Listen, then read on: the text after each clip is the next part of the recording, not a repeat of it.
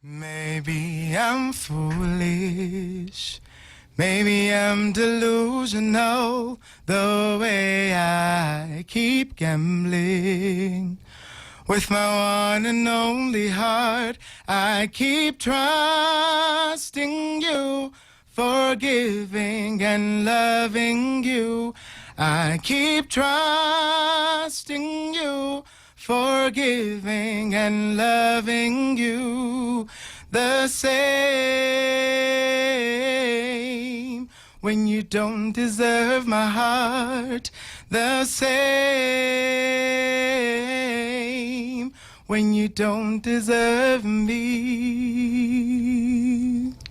I'm Nicky B. This is The World Show, and right now I'm very happy to have a brother in the studio with me.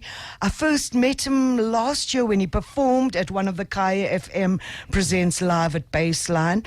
Didn't know who he was until I saw him performing on stage, and I was so blown away. Thank you. Welcome, Jobie Clake on The World Show. Hi, Nicky. Thank you for having me. Yes. Jobie, tell me a little bit about your background, where you come from, and how music became so much part of your life. Typical story. I grew up in a very musical family. My mom was a singer. My dad used to sing. In fact, my dad used to sing the loudest. Yes. Did they sing professionally? My dad used to sing professionally at some level. My mom got scared and copped out of it. Yes. But they both could sing. And so I kind of think that's where it started. But I realized that, maybe I can sing. In grade 7, I was asked to sing a random solo for some production, and I'd never sung alone. And then I did it, and the whole school was like, yay! And I was like, maybe there's something here. Yeah. And from that day, I was like, maybe I can sing. And then I started pursuing it, and I started going for lessons, and I did music as a subject. And then all of a sudden, it became my passion. I had other things that I wanted to do, but it took over. And here I am now.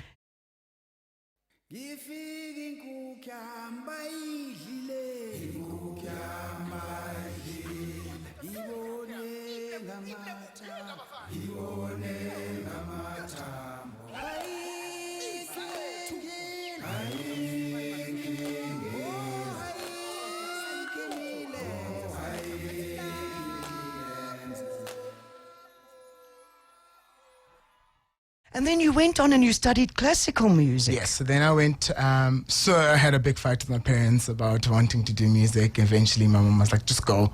And I went and I studied at Rhodes, and I did classical voice, and I was trained by Gwyneth Lloyd, which was exciting but very difficult. And that's when I realized that this is what I really want to do. And what made you choose classical? I needed to learn the technique. I felt like classical exposes you to technique. It exposes you to languages that you won't normally sing in any other genre. It was a tough decision. I auditioned, and they looked at me and they were like, well, you're accepted for both. Pick one. And I was like, classical. And I went for classical. Also because if you do classical, you can later on break out into some other genre. It gives you the formal basics. It gives you the formal basics. I enjoyed every moment of it. Exposed me to musical theatre. It exposed me to arias. It exposed me to a lot of stuff. And so I didn't regret my choice. And then how did that move from classical, and where did it move to? So I did classical, but I was part of the big band at Rhodes, and so that's where I got exposed to singing jazz and singing African music and all this kind of things. And that's when I was like, this is what I enjoy more. I mean, I love classical, but this is the direction I think I want this to take. Now there's a whole lot coming up, this brand new album. Mm-hmm. I'm so honored. Exciting times. Yes, that we are showcasing it here. First heard on The World Show. First time ever. And I know you're doing it through Native Rhythms. Yes, I am. And Brasipo Satole is always very strict about letting us not play songs until the album's out. So I thank him as well for letting you come. Let's hear a track of your forthcoming, very soon to be released album. This one is called Black Teardrops, a beautiful track. Tell us about this track. So, interesting story. Black Teardrops didn't sound the way it sounds now. It used to be a completely different lyric. It was different lyrics. Oh, really? So even lyrically it changed? Yeah, so the melody was the same, but the lyrics were very different. We went into studio, and Babsipo was like, this song bothers me. It feels like it could be something else. And so he began to sit on his phone, and he wrote a beautiful poem, and then we started tracking it, and we put it down, and we came up with the voices, and then it became the song. The only part we kept, as the listeners will hear, is the part that has the greetings in different languages. Yes. But other than that, it's a song about an awakening, a call to people to rise up, a call for people to see that there is poverty. It's almost a tale of poverty and pain and heartache, but also a charge for people to rise up and do Overcoming. something, to overcome, to do better, and to arise above their circumstances. Absolutely. So the water of the tears actually feeds Yes. the growth. There Yes. you go. Jobie Clake in the studio with me, Nicky B, and we are very honored to be the first to hear sounds of his forthcoming album. This one coming up, Black Teardrops, on The World Show.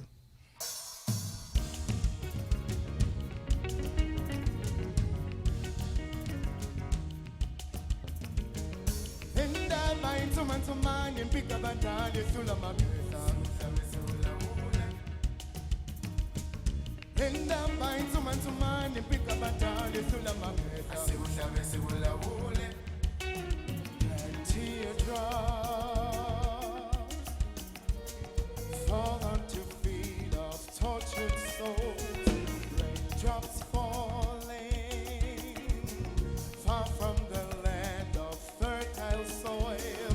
We've been here before.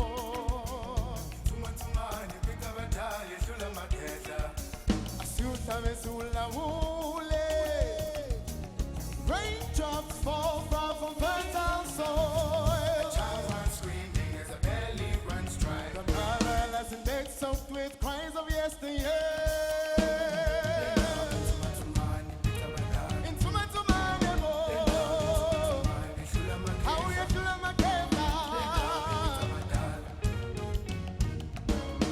Warriors for humanity, take up your spears.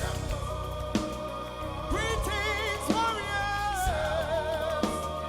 Warriors for humanity. I say, take up your spears. Defend Ubuntu Betu for a life worth living. I say, take up your spears. Defend a life worth living.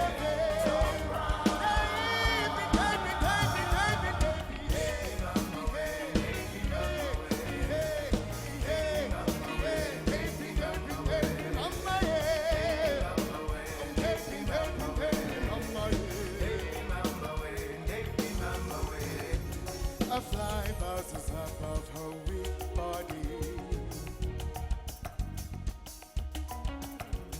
Her ears twitch from the penetrating noise.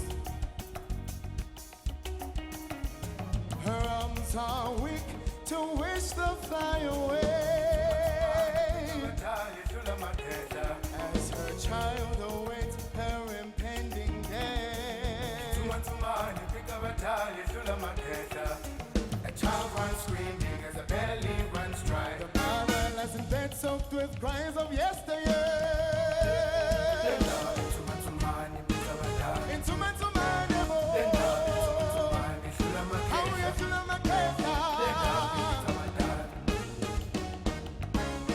Warriors for humanity, take up your spears. Greetings, warriors. Warriors for humanity. I say, take up your spears. Defend Ubuntu Betu for a life worth living. I say, take up your spears. Defend your life worth living. Baby, baby,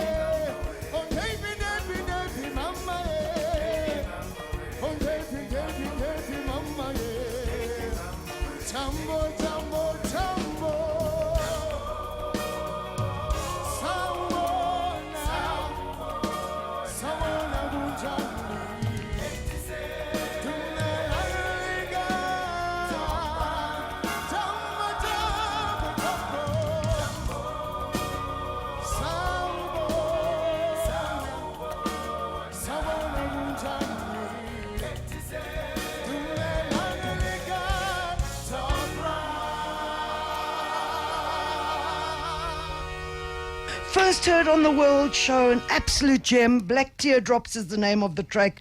Jobie Clake is the artist and he's with us in the studio. Beautiful.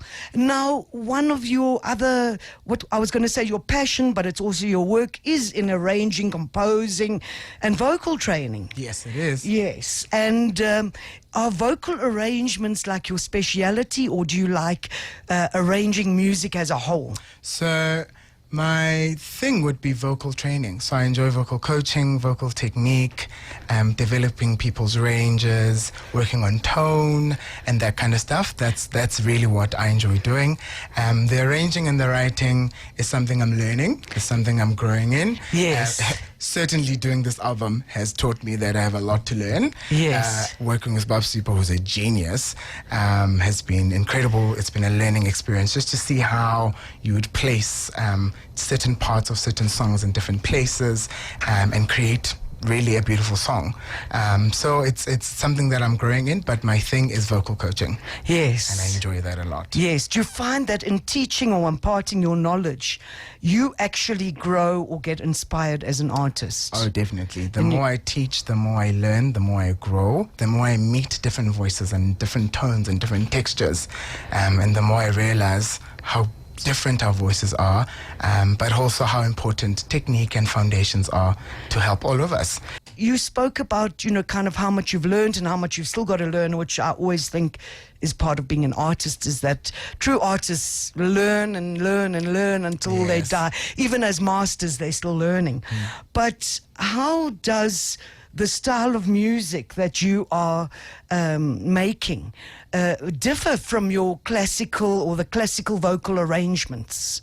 The classical arrangements won't have as many harmonies, won't have as much instrumentation happening. So I find that this genre, my music that I'm doing now, are songs that have carried me through stuff. It's songs that I've written in difficult times and happy times and moments in my life that really these songs have helped me overcome or help me remember that, you know what, it's all going to be okay. Some of them are just fun songs that I came up with in quirky moments that I really enjoy. And so I find that this music I am creating. I am the one that is putting stuff down and making it what I want it to be. Whereas with the classical stuff I've done before, I'm taking someone else's piece and I'm trying to create it to fit maybe the theme that I've been giving. Yes. Yeah. Tell us about this next track that we are going to play, Kapa Yay. So what does Kapa Yay mean? Kapa Yay. Kapa Yay is a game that we play. I took a couple of games and I put them together and created the song. So as a child, when you go somewhere, like you go on a road trip with your family, you kind of ask, which kind of means, are we there yet? Are we there yet? So I just took childhood games that I remembered and I made them into one song, and that's how Kapa Yay came about.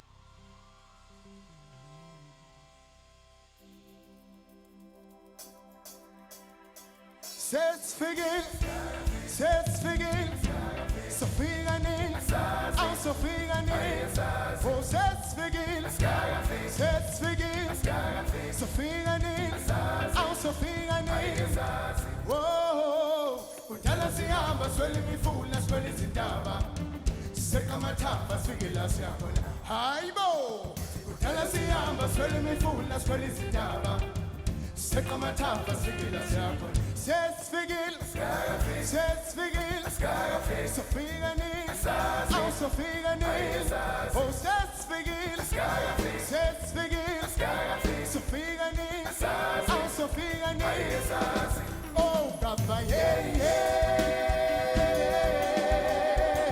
Tetogwa minami tatogwa go Kapa Yay.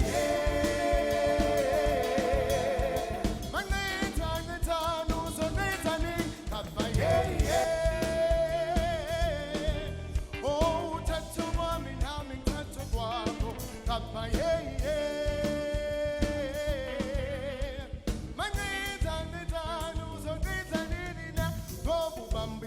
Sami uphinda ungidedele uyangisondeza kanti yose kube nini na ngoba wena ubamba isandla sami uphinde ungidedele njalo uyangisondeza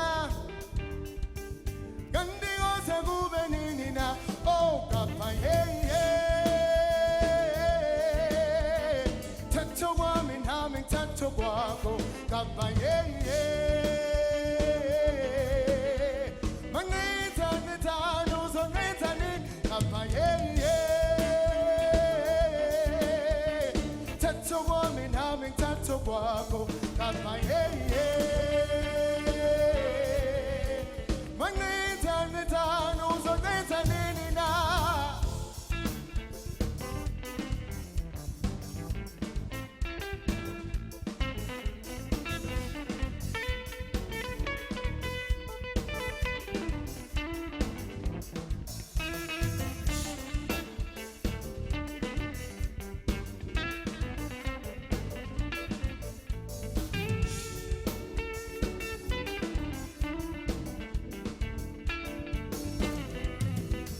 Sing bafana angesintane when uthatha kwami nami ngithatha kwakho sing bafana angesintane when uthatha kwami nami ngithatha kwakho sing bafana angesintane when uthatha kwami